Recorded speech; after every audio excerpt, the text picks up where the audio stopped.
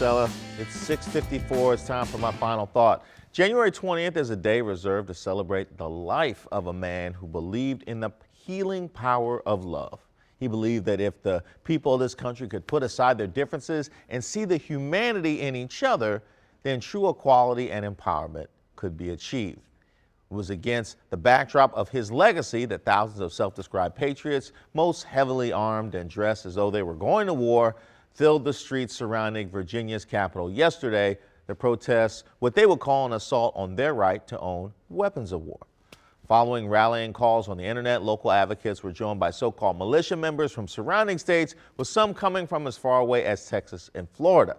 The faces of the protesters were largely monochromatic, mostly white, mostly male, which prompted many on social media to ask, can you imagine if a group of black men walking around with guns like that? You don't have to imagine. Just look at history. In 1967, then Governor Ronald Reagan signed into law the Mulford Act, which made it illegal to carry loaded firearms in public in the state of California. This came in response to the Black Panthers, who had begun carrying guns for safety while patrolling their neighborhoods.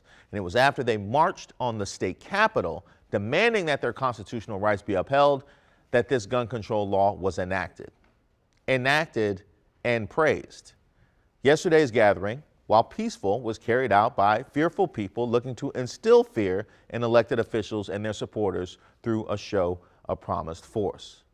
What would the man whose life and vision we celebrated have to say about them? And what would they have said about him? How far away are we from his dream? We're going to continue this conversation online. You guys have a beautiful Tuesday. Get on up, TC.